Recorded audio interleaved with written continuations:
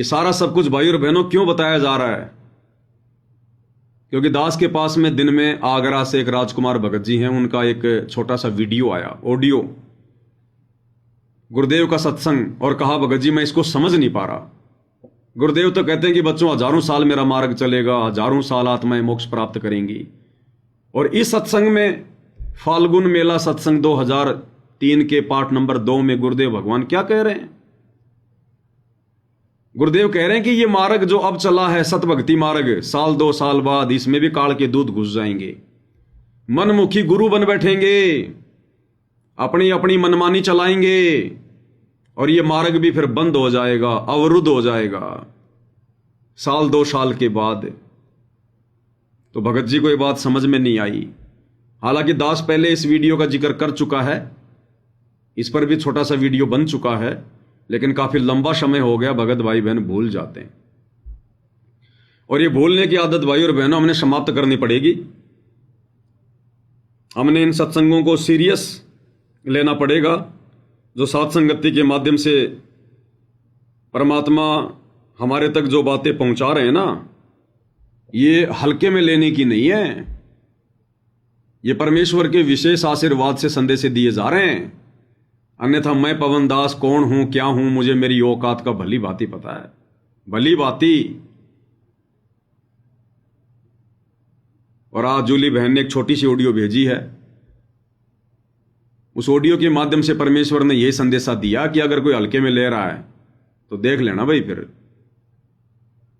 क्या कुछ कहा गुरुदेव भगवान ने, फिर आगे बढ़ेंगे। किसी बातों को कानों पे दे के टाल देते हैं, ऐसा नहीं चलेगा। मैं बंदी छोड़ सतगुरु रामपाल जी भगवान जी की जय हो, जय हो। बंदी छोड़ की लोट कौली और की सकता है भैया जी। दासी परमात्मा जी की अभी चरण सेवा कर रही थी, तो परमात्मा जी ने दिखाया, मालिक जी ने दिखाया कि परमात्मा जी कुर्सी पे बैठे हैं डंडा लेकर के। 2 लाइनें लग रही है, भाइयों के बहनों के। परमात्मा जो शॉर्ट वीडियो बन रहे हैं ना, शॉर्ट वीडियो के ऊपर जो लाइव वीडियो बन रहे हैं, इनके बारे में पूछ रहे हैं। दासी को खड़ा किया, खड़ी हो बता, प्रहलाद के लोक में कौन गया था? दासी बोली परमात्मा जी आप गए थे गुरु नानक के रूप में। अच्छा, लंका में जाते समय मर्दाना ने क्या गलती की? दासी बोली परमात्मा आप गुरु नानक के रूप में थे, आपने उनको बोला था कि सतनाम वाहे गुरु का जाप करना है, और जो गुरु मंत्र का जाप करे उसको नहीं करना। तो मर्दाना ने वो जाप छोड़ करके जो आप जी कर रहे थे उसको करने लगा, फिर वो पानी में डूबने लगा। आपने उससे कहा कि ऐसी गलती दोबारा नहीं करनी है। परमात्मा जी हंस पड़े, बैठ जा। इसी तरह से परमात्मा जी सबको खड़ा कर करके ना सबको सुन रहे हैं। जो जिसको याद है वो बताता जा रहा है, जिसको याद नहीं परमात्मा उनको है ना डंडी है ना, डंडी हाथ तक आगे करके उनको मार रहे हैं। कह रहे आपको है ना जो ये वीडियो बन रहा है, जब मैं आऊंगा बाहर जेल धाम से तो मैं तुम सबसे पूछूंगा, हर किसी को बताना नहीं तो परेशानी दी जाएगी। तो और जो ये 2-2, 3-3 घंटा जो लाइव वीडियो बना रहा है, पवन कर रहा है कि नहीं गा रहा है, क्योंकि बुला रहा है, क्या कर रहा है? ये परमात्मा की सेवा कर रहा है निष्ठा लगन के साथ में, निष्ठा भाव के साथ में। और तुम लोग क्या कर रहे हैं? कान पे दे के टाल रहे हो। तो आप जी कह रहे, आप जी रोने लगे परमात्मा के चरणों में गिर के कि मालिक दास से कोई गलती हो गई है क्या? तो परमात्मा जी कह रहे नहीं बेटा, आपसे कोई गलती नहीं, आप अपनी पूरी सेवा निष्ठा लगन के साथ में करते हो। ये है ना, ये बच्चे आजकल ना मक्कारी देने लगे हैं, कानों से टालने लगे हैं। तो आप जी कह रहे परमात्मा हो सकता है मेरे शब्दों में इतनी शक्ति ना हो, इनका असर नहीं हो पा रहा हो। तो आप जी परमात्मा जी कह रहे हैं आप जी से भैया जी कि तुम में कोई गलती नहीं, कभी कभी ना इन पे काल का प्रभाव हो जाता है। क्योंकि बहुत से भाई बहन ऐसे हैं कि घर में अकेले उपदेशी हैं, लोग वहाँ उनकी मर्यादा तोड़वाने की कोशिश करते रहते। परमात्मा हर समय उनके साथ रहता, मर्यादा खंड नहीं होने देता। फिर भी कभी कभी ऐसा समय होता है कि वो लोग कोई ना बातचीत से कुछ मर्यादा खंड करवा ही देते हैं। इससे ना उनको असर पड़ जाता है, काल का उनके ऊपर असर पड़ जाता है। तो आप जी कह रहे हैं अच्छा प्रभु, आप परमात्मा पे हाथ फेर रहे हैं सर पे, फिर आप जी को उठा के गले से लगा रहे हैं, जैसे बच्चा रोने लगता है। परमात्मा उनके पैर सीने से लगा लेते हैं, ऐसे आप ही को सीने से लगा लिया। तो कह रहा जितने भी शॉर्ट वीडियो बन रहे हैं ना, कबीर सागर, भक्ति बोध, जितने भी इन पे वीडियो बने हैं और जो ये शॉर्ट वीडियो बन रहे हैं, हर किसी से पूछा जाएगा। ये दोबारा से फिर से पढ़ाई करवाएंगे तुमसे, अगर तुमने कोई ने जरा सा भी ध्यान नहीं लगाया सुनने में और बिल्कुल भूल गए या टाइम पास किया कि चलो पवन आया 3 घंटे टाइम पास किया, वो थूकबिल होता है, भंडारा भी नहीं करता और आके तुम लोगों को समझाने लगता है। उसको जब वो परमात्मा को भोग प्रसाद करता है और आरती करके उसको उसी चिंता रहती जल्दी से लाइव आना है, भगत भाइयों को समझाना है, क्योंकि वो भगत भाइयों को समझाएंगे तो भगत भाइयों को दृढ़ता आएगी। भगत भाई टाइम पास करते हैं, अगर ऐसा आपकी बार हुआ ना तो तुम्हें पनिशमेंट दी जाएगी। परमात्मा इससे सबसे पूछते हैं, सबको डंडी से ऐसे हाथ मारते, हाथ लाल पड़ जाते हैं। गद्दी में डंडी खींच के मारी है, हाथ लाल पड़ गया है, जिन जिन भाई बहनों को याद नहीं है। कह रहे हैं परमात्मा जिसको ध्यान से सुनना है, दिमाग में कंप्यूटर की तरह एकदम फिट करके रखना है। मैं कभी भी कुछ भी कोई जगह से किसी भी वीडियो से कुछ भी पूछ सकता हूँ, फिर तुरंत जवाब देना है आप सबको, ना कि टालना है। वो खाता नहीं, भंडारा भी नहीं करता, भगत को समझा के उसके बाद वो भंडारा करते। कितनी मेहनत कर रहा है, निष्ठा भाव के साथ भक्ति कर रहा है और तुम लोगों को समझाने में कोई कमी नहीं छोड़ रहा। तुम लोगों ना टाइम पास कर रहे हो, नजरअंदाज कर देते हो किसी बातों को, कानों पे दे के टाल देते। ऐसा नहीं चलेगा। मैं कभी भी आके कभी भी किसी भी समय कुछ भी तुम लोगों से पूछ सकता हूँ। परमात्मा इस तरह से कह रहे हैं। परमात्मा इसी तरह से मालिक दासी को परमात्मा ने दिखाया। बंदी छोड़ सतगुरु रामपाल जी भगवान जी की जय हो। पाल जी भगवान जी की जय हो। बंदी छोड़ सतगुरु रामपाल जी भगवान जी की जय हो। और परमात्मा जी दासी से भी पूछ रहे थे कि 1997 में परमात्मा को कबीर जी कब मिले। दासी ने कहा परमात्मा जो आप ही का स्वरूप था, आपने डबल रोल किए थे, आपने महिमा बनाने के लिए, आपको बताने के लिए, सबको बताने के लिए आपने ऐसा किया था। आपको कोई कबीर जी नहीं मिले क्योंकि आप स्वयं ही कबीर जी हो। ये तो संगत को बताना था क्योंकि 555 का समय पूरा होना था ना 1997 में, इसलिए आपने बताना था। इसलिए आपने कहा था कि कबीर जी 1997 दिन के 10 बजे हमको मिले। आपको कोई नहीं मिला क्योंकि आप तो स्वयं ही कबीर जी हो। तो परमात्मा जी हंसने लगे। बंदी छोड़ सतगुरु रामपाल जी भगवान जी की जय हो। तो भाई और बहनों, कहने का मतलब है ये जितना भी जो प्रयत्न स्वयं सतगुरुदेव भगवान कर रहे हैं, उसके बाद आप और हमारी सेवा लगाते हुए, हमारे अच्छे कर्म बनवाते हुए, हम भगत भाई बहनों के माध्यम से परमात्मा ने जो सत्संगतियाँ शुरू करवाई हैं, तो ये एक प्रकार से गुरुदेव भगवान का ही आशीर्वाद है। हमने बहुत ध्यान से इन चीज़ों को देखना चाहिए, समझना चाहिए और अमल में लाना चाहिए। अगर अमल में नहीं लाएंगे तो कोई फायदा नहीं फिर सत्संगति की वीडियो देखने का। और गुरुदेव भगवान की भक्ति साथ में समानांतर, पैरालल, बराबर भक्ति में चूक नहीं करनी। कहीं सोचो कि अकेले पवन दास की वीडियो देख कर ही हमारा बेड़ा पार हो जाएगा। केवल जानकारी मिलेगी। पवन दास के वीडियो से परमात्मा केवल हिम्मत देगा, जानकारी देगा, सद्बुद्धि देगा, ताकि हम गुरुदेव भगवान की भक्ति को विश्वास के साथ में, दृढ़ता के साथ में करें, पूरी जो है लगन और श्रद्धा के साथ में करें। उनके सत्संग बहुत ध्यान से सुनना शुरू करें, मंत्रों का जाप बहुत विशेष ध्यान से करें। तो दास के वीडियो से केवल जानकारी मिलेगी, हिम्मत बढ़ेगी। तो कहने का मतलब भाई और बहनों, सारा का सारा जो प्रयत्न है इसीलिए करवा रहे हैं गुरुदेव भगवान। ये प्रयत्न फिर इनके सतलोक जाने के बाद में नहीं होगा, फिर तो धीरे धीरे मामला बिगड़ता चला जाएगा। तो राजकुमार भगत जी को सत्संग समझ में नहीं आया, उन्होंने दास को भेजा। तो दास अब वो सत्संग आप सभी भगत भाई बहनों के सामने रखता है। ये गुरुदेव भगवान का 2004 का सत्संग है। फाल्गुन मेले के समय परमात्मा ने ये सत्संग किया था। इसका पार्ट नंबर 2 है और आप अगर सुनना चाहो तो 58 मिनट का सत्संग है ये। इसमें 52 मिनट पर परमात्मा ने ये बात कही है। राम रावण युद्ध के विषय में चर्चा कर रहे हैं। उसके बाद गुरुदेव ने विभीषण को वहाँ का राज्य दे दिया और धीरे धीरे फिर वो राज्य वापस फिर समाप्त हो जाता है। फिर गुरुदेव भगवान कह रहे हैं कि ऐसा ही होता है।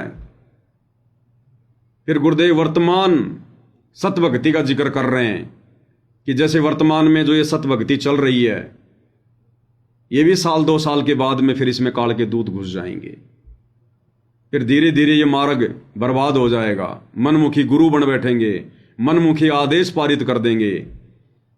विचार करो भाई और बहनों, जब गुरुदेव भगवान के धरती पर रहते सहते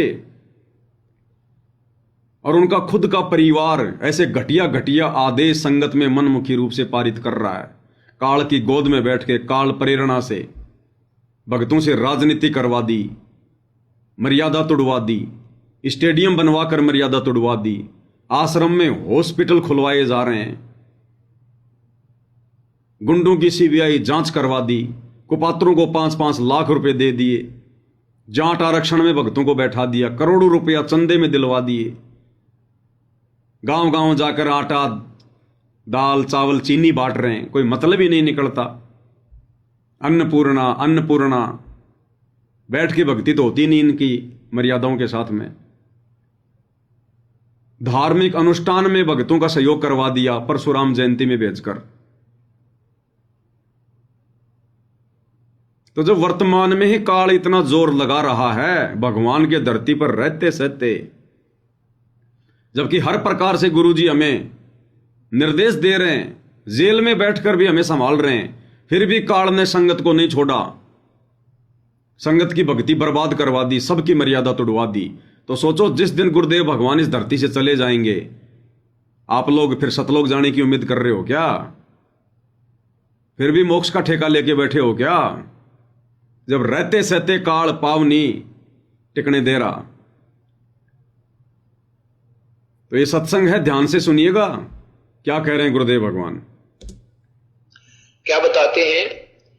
10 मस्तक रावण के काटे, विभीषण को राज दिया रे। रावण के तो 10 मस्तक कटे, जो शिव का पुजारी था तमोगुण का, और उस सतपुरुष के उपासक विभीषण को राज मिला। वो लंका भी उसने बाद में बड़े ठाठ से धर्म का राज किया, बचे कुछ, क्यों राक्षसों का तो नाश हो गया था। और फिर उस प्यारी आत्मा ने वो राज भी किया, और बिल्कुल धार्मिकता के आधार पर वो ऐसे अपना जीवन भी सफल किया, भक्ति की भी की। दोनों मंदोदरी और विभीषण ने परमपिता की भक्ति की। फिर उसके बाद तकरीबन लंका में पुण्य आत्मा जो बाकी बच गई थी, उन्होंने फिर उस परमपिता के आदेश से सदभक्ति की। तो क्योंकि बहुत लंबा समय हो जाता है, फिर उसमें कहते हैं संगत माए को संगत उपजा, जैसे वन में बांस, आपा घिस घिस के आग लगा दे, करें बनखंड का भी नाश। अब ध्यान से सुनो, अब गुरुदेव वर्तमान सतभक्ति की बात बता रहे हैं कि ये मार्ग भी 1-2 साल बाद नहीं चलेगा। अब ये सदभक्ति प्रारंभ हुई है, 100-200 वर्ष के बाद इसमें भी बिजली गिर जाएगी, मनमुखी लोग हो जाएंगे, आप गुरु बन बैठेंगे, इधर उधर के अटकड़े लगाओगे, आप अपनी कथा सुनाने लग जाएंगे। तो वो इस सारे भक्ति मार्ग का विनाश कर देते हैं। जो भी मजहब, जो भी धर्म पवित्र मार्ग प्रारंभ हुआ था, वो बड़े बड़े प्यार से और बिल्कुल बुराई रहित था। अब आने वाले समय में मनमुखी लोगों ने हिंदू धर्म में कुरीतियां फैला दी, सिख धर्म में फैला दी, और मुसलमान धर्म में और ईसाई धर्म में कर सबको बिल्कुल पशुओं से भी बदतर जीवन करा दिया। मांस खाएं, शराब पीएं, हुक्के पाड़े, अंडे खाएं। ये कोई भक्तों के लक्षण और धार्मिक लोगों के काम होते हैं? कभी नहीं। तो इस प्रकार परमपिता परमात्मा पूर्ण ब्रह्म कबीर साहब की शरण आपको मिली है। धन आपके माता पिता और धन आपकी करनी। अब इसको चूकना नहीं है। क्लियर कर दिया गुरुदेव भगवान ने। गुरुदेव कहते हैं अब इसको चूकना नहीं है। तुम्हें परमपिता परमेश्वर कबीर साहिब की शरण मिली है। धन्य तुम्हारे माता पिता और तुम्हारी करनी, यानी तुम्हारे जन्म जन्मांतरों की वो कर्म धन्य है। और क्या कह रहे हैं गुरुदेव कि अब ये जो सतभक्ति मार्ग जो शुरू हो चुका है, जो सन 1994 से गुरुदेव भगवान ने शुरू किया है, गुरुदेव कह रहे हैं 1-2 साल बाद इसमें भी मनमुखी लोग आ जाएंगे, मनमुखी गुरु बन बैठेंगे, अपनी अपनी मनमानी कथाएं बातें। और ऐसा ही होगा भाई और बहनों, ये काल फिर ऐसा ही करवाएगा गुरुदेव के सतलोक जाने के बाद। ये फोटो देख रहे हैं आप, काल ने अपना षड्यंत्र गुरुदेव के रहते सहते शुरू कर दिया। ये एआई के माध्यम से ये फोटो किसकी है जरा देखो आप, मुझे तो समझ में आ नहीं रही, पहचान में आ नहीं रही। आप देखो जरा, ये फोटो आपको अपने गुरुजी की लग रही है क्या? ये है मनमुखी। अभी गुरुदेव कह रहे हैं ना कि अपनी अपनी मनमुखी बातें, मनमुखी कथा, मनमुखी विचार, मनमुखी गुरु बन बैठेंगे। तो ये सतलोक आश्रम वाले भाई बहन ये फोटो में बना रहे हैं। ऊपर तो लगा दी वो दाढ़ी मूंछ वाले कबीर जी की, और नीचे सतगुरु रामपाल जी की फोटो बताकर, और ना जाने ये किसकी फोटो लगा रखी है। खोपड़ी में बाल भी नहीं है, ना कोई चेहरा वगैरह मिल रहा। ये जम्मू कश्मीर का मुख्यमंत्री उमर अब्दुल्ला के जैसी लग रही है। वो फारूक अब्दुल्ला है, उमर अब्दुल्ला उसका बेटा। कौन से एंगल से ये गुरुजी की फोटो लग रही है? और इस फोटो को देखते ही आश्रम वाले यूं लगाएंगे माथे के। तो ऐसे बिगाड़ खाता हो जाएगा जब काल वर्तमान में इतनी कोशिशें कर रहा है, एआई से गुरुजी के स्वरूप को बिगड़वा रहा है। ये आश्रम वाले एआई से वीडियो बना बना के इस ज्ञान को बिगाड़ रहे हैं। तो गुरुदेव के जाने के बाद में सुधरेगा या बिगड़ेगा? इसलिए गुरुदेव भगवान ने कहा है कि साल 2 साल बाद में फिर ये मामला खराब हो जाएगा। जो गुरुदेव ने बात कही है ना कि हजारों साल ये मार्ग चलेगा, हजारों साल केवल यथार्थ तेरवा कबीरपन चलेगा, लेकिन मोक्ष नहीं मिलेगा। गुरुदेव के जाते काल फिर हावी हो जाएगा। गुरुदेव कहा था कि जो भी मार्ग चलता है उस महापुरुष के रहते सहते ठीक चलता है। जैसे आदि शंकराचार्य ने हिंदू धर्म बनाया, आदि शंकराचार्य के समय ठीक ठाक चला, उसके बाद में फिर भूत पूजा शुरू हो गई, ये प्रेत पूजा शुरू हो गई, श्राद्ध वगैरह निकलने शुरू हो गए, इन देवी देवताओं की पूजा शुरू हो गई। हजरत मोहम्मद ने इस्लाम धर्म चलाया, मुसलमान धर्म चलाया, जब तक वो रहे तब तक वो मार्ग चला। उसके बाद में लोगों ने मांस खाना शुरू कर दिया। 200-400 साल के बाद गंदगी फैल गई। आज देख लो घर घर में मांस कट रहा है, मुसलमान के घर में, घर घर में। ईसा मसीह ने कितना अच्छा मार्ग चलाया था, लेकिन उनके जाने के बाद में आज देख लो ईसाई लोग घर घर में मछलियां, बस चर्च में जाके और हो गई पूजा। तो बताओ गुरुदेव भगवान के सतलोक जाने के बाद में फिर कैसे चलेगा? और गुरुदेव ने खुद ही क्लियर कर दिया। ये संकेत होते हैं, संकेत समझदार आत्माओं के लिए। अगर गुरुजी खुलकर कहने लग जाएं कि भाई मेरे सतलोक जाने के बाद में मोक्ष नहीं मिलेगा बच्चों, तो जो व्यक्ति गुरुदेव के सतलोक जाने के बाद भी धरती पर रह गया या फिर आजीवन मर्यादा में नहीं रहा, क्योंकि उन आत्माओं को भी मोक्ष मिल सकता है जिन आत्माओं ने गुरुदेव के रहते सहते उनसे नाम दीक्षा ले ली और गुरुदेव चले गए सतलोक। लेकिन वो आत्मा जिन्होंने गुरुदेव के रहते सहते दीक्षा ली है, अगर वो अंतिम श्वास तक अपनी मर्यादा में रहेगा, उसका टारगेट अगर सतलोक रहेगा, तो परमात्मा उसको भी खींच लेगा। क्योंकि सतगुरु रूप में परमात्मा त्रिकुटी पर रहते हैं, परमात्मा उस आत्मा को भी खींच लेगा। लेकिन बड़ा मुश्किल होगा भाई और बहनों, गुरुदेव के सतलोक जाने के बाद मर्यादाओं में रहना बड़ा मुश्किल होगा। अगर गुरुदेव स्पष्ट कह दें ये बातें कि मेरे सतलोक जाने के बाद मोक्ष नहीं है, तो आत्माएं फिर आगे भक्ति नहीं करेंगी, भक्ति छोड़ देंगी। या मान लो जैसे गुरुदेव के रहते सहते मैंने नाम ले लिया और गुरुदेव चले गए सतलोक और अभी मेरा समय बाकी है, तो मैं तो पूरी कोशिश ये कर लूंगा कि भाई मैं तो सतलोक चला जाऊंगा, भाई मैं तो आजीवन मर्यादा में रहूंगा, मैंने टारगेट यही बना रखा है। लेकिन फिर मुझे चिंता सताने लग जाएगी कि भाई ये तो लो बात बिगड़ गई, गुरुजी तो कह रहे थे कि मेरे सतलोक जाने के बाद में मोक्ष नहीं है। चलो तू तो जैसे तैसे अपना बेड़ा पार जो है करवा लेगा, सतलोक में नहीं तो मिन्नी सतलोक में चला जाएगा। लेकिन ये तेरे पोते पोतियां, ये तेरे बेटे बेटियां, इनका तो मोक्ष हुआ ही नहीं, ये तो मोक्ष प्राप्त कर ही नहीं पाएंगी, इनको तो सहज में भक्ति मिल गई, ये तो सीरियस लेंगे ही नहीं, आगे तो इतना सुखमय समय आ जाएगा। और सुख के बारे में तो गुरु जी कहते हैं सुख में तो भक्ति होती नहीं। सुख के माथे पत्थर पड़ो जो नाम हृदय से जाए, और बलिहारी उस दुख के ऊपर जो पल पल नाम रटाए। ये मीठा मीठा दुख गुरुदेव ने वर्तमान में धरती पर रहते सहते हम आत्माओं को जानबूझ के दे रखा है। ये हल्की फुल्की परेशानियां, आपत्तियां, किसी को शारीरिक जो है कष्ट है, कोई आर्थिक रूप से थोड़ा बहुत कष्ट में है, ये जानबूझ के गुरुदेव ने दया बख्शी है ताकि इन दुखों में हम परमात्मा को याद करते रहें, डगमग ना हो, विचलित ना हो, मन को बकवाद करने का मौका ना मिले, अफलातुनी में ना आ जाए ये मन।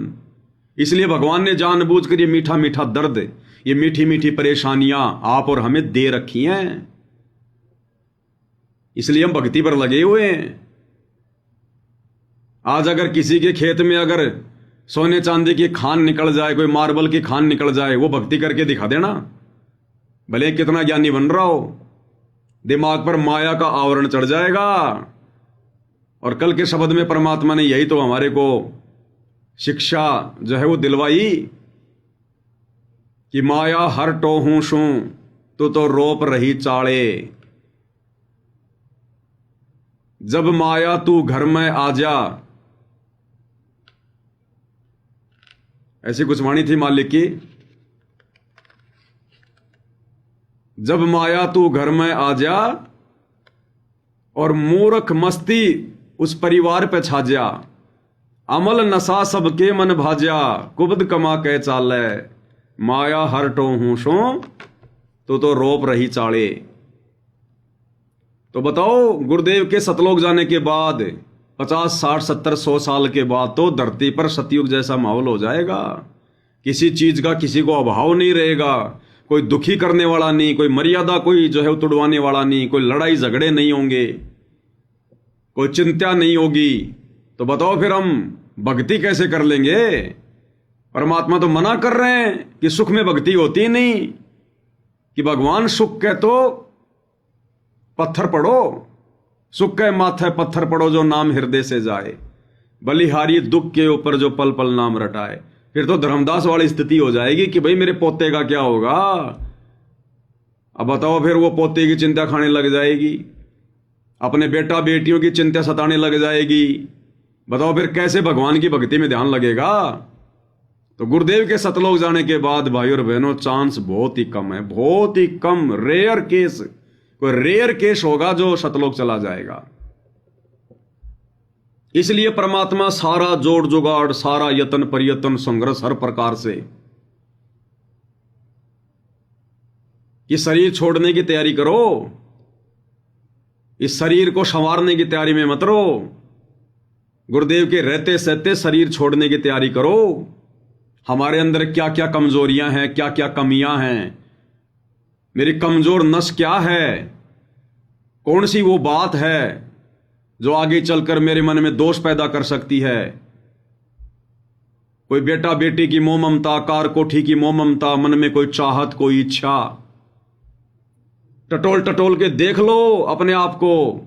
और जो भी कमजोरी तुम्हें मिले कि ये कमजोरी मुझे परमात्मा से दूर कर सकती है, अपनी कमजोरी को खुद ही दूर करने का प्रयास करो, ज्ञान को आधार बना के, ज्यादा भक्ति करके। अभी तो भगवान धरती पर है, उनसे प्रार्थना भी कर सकते हैं, उनके पैर भी पड़ सकते हैं। सतलोक जाने के बाद में किसके पैर पड़ोगे?